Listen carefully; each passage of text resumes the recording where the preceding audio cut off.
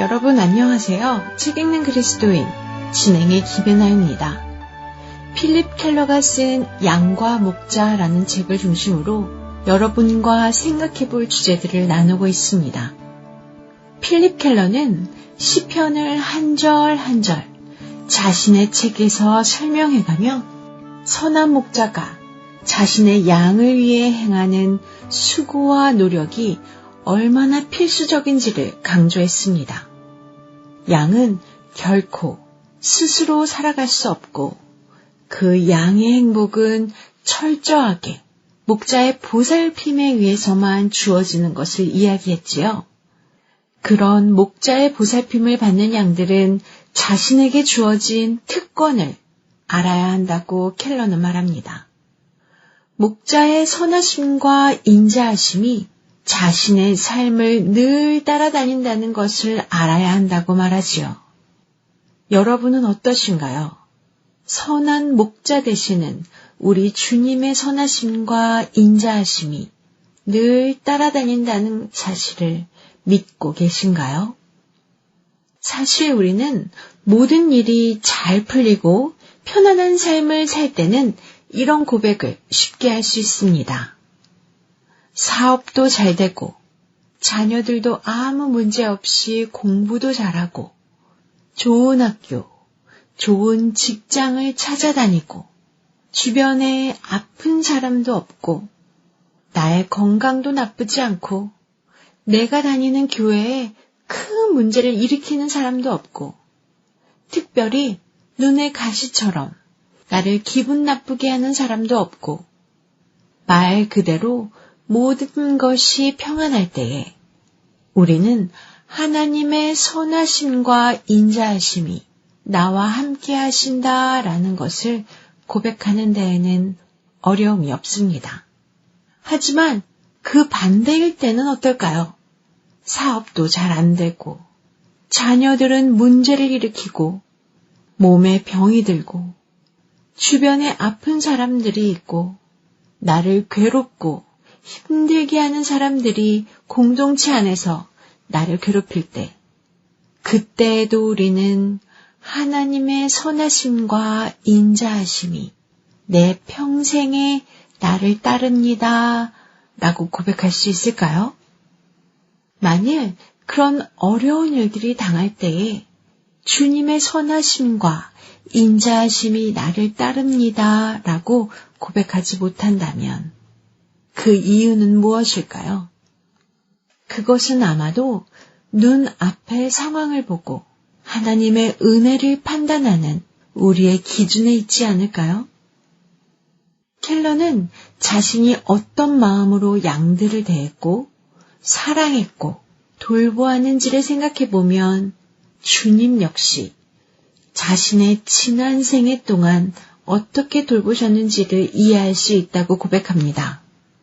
그렇기에 당시에는 순전히 재난으로만 보이던 사건들, 마치 막다른 골목처럼 보이던 상황들, 아무것도 보이지 않는 깜깜한 밤을 통과하게 하신 그 시간들이 뒤돌아보면 결국 모두 켈러 자신의 유익과 행복을 위한 것이었다는 사실을 깨달았다고 고백합니다. 하지만 그 당시에는 유한한 인간인 자신의 제한된 지각으로 무한한 지혜로 베푸시는 하나님의 보호하심을 항상 이해할 수는 없었다고 하지요. 이런 고백은 사실 켈러만의 고백은 아닐 것입니다. 저나 여러분도 동일하게 하는 고백이겠지요. 그때는 몰랐지만 지나보니 이 모든 것이 하나님의 은혜였어요 라는 고백, 우리 모두가 하는 고백 아닐까요? 하지만 왜 어려움을 겪는 그 당시에는 지금 이 일이 하나님의 은혜다 라는 것을 깨닫지 못할까요? 반면에 다윗이 내 평생에 선하심과 인자하심이 반드시 나를 따르리니 라고 고백할 수 있는 이유는 무엇이었을까요? 다윗은 양을 사랑하는 자신이 어떻게 양을 사랑하는지 잘 알기에 자신의 목자 되시는 하나님께서도 자신을 어떻게 사랑하시는지 철저하게 믿고 신뢰할 수 있었기 때문이 아닐까요? 하나님께서 그 아들을 아끼지 않으시며 우리를 구원하셨다면 우리를 향한 그분의 목적은 우리의 참된 행복일 것입니다. 우리를 힘들게 하기 위해 구원하셨거나 우리를 슬픔에 빠지게 하기 위해 구원하신 것이 아니기 때문입니다. 이 사실을 우리가 기억한다면 우리는 어려운 상황 가운데서도 주님을 신뢰할 수 있을 것입니다. 켈러는 내 평생에 선하심과 인자하심이 반드시 나를 따르리니 라는 구절을 설명하면서 우리가 미처 생각하지 못하는 한 가지를 덧붙이는데요. 저는 그 설명을 들으며 깜짝 놀랐습니다. 켈러는 이렇게 이야기합니다. 나의 평생에 주님의 선하심과 인자하심이 나를 따르는 것처럼 내가 어디로 가든지 다른 사람들을 위한 유산으로 나의 선함과 인자함이 따를 뿐 아니라 나의 뒤에 남겨져야 한다라고요. 이 설명과 함께 켈러는 우리에게 양을 잘못 관리하면 가장 파괴적인 가축이 된다는 사실을 상기시켜 줍니다. 양은 단시일 내에 땅을 거의 회복 불가능할 정도로 황폐하게 만들 수 있음을 기억하라고 하지요.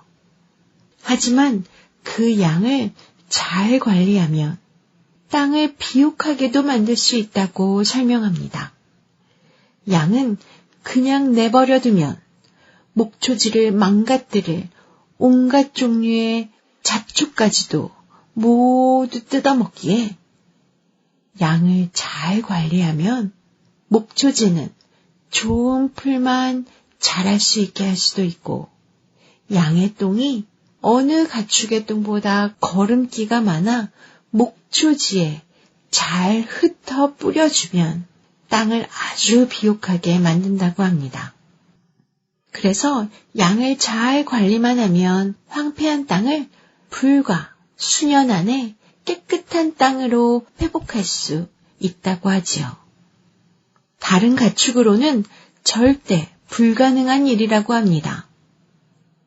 켈러의 말을 들어보니 점점 멸망을 향해 타락해가는 이 세상에 하나님의 양들인 우리 그리스도인들이 어떤 역할을 감당해야 하는지 이해가 됩니다. 선한 목자 되시는 예수 그리스도의 인도함을 받으며 그분께 순종하며 살아갈 때에 세상의 타락을 느리게 할 수도 있고 심지어 다시 영적인 부흥도 올 수 있게 할 수 있다는 것을 생각하게 됩니다. 실제로 지난 역사 속에서 주님의 말씀에 순종하며 살아가는 사람들이 나타날 때에 타락으로 가던 세상이 그 속도를 멈추고 돌이켜 나온 경우들이 많이 있었음을 우리는 볼 수 있습니다. 물론 하나님을 대적하는 세상은 언젠가 멸망할 것입니다. 하나님의 심판으로 달려갈 것입니다. 그러나 그렇다고 해서 세상이 그처럼 멸망으로 달려가도록 내버려 두는 것이 우리 그리스도인들에게 맡겨진 일은 아닐 것입니다. 한 사람의 순종으로 세상에 하나님의 선하심과 인자하심의 은혜가 임하는 일을 우리는 얼마든지 봅니다. 노아 한 사람의 순종으로 인류가 다시 시작할 수 있는 은혜를 얻었고 아브라함 한 사람의 순종으로 인류가 하나님의 복을 얻는 은혜를 얻었습니다. 요셉 한 사람의 순종으로 당장은 야곱의 가족은 물론 멀리서 보면 역시 온 인류가 구원에 이르는 은혜를 입었지요. 그리고 예수님 한 분의 순종으로 모든 죄인들의 죄가 사해지는 하나님의 선하시고 인자하신 은혜가 임했습니다.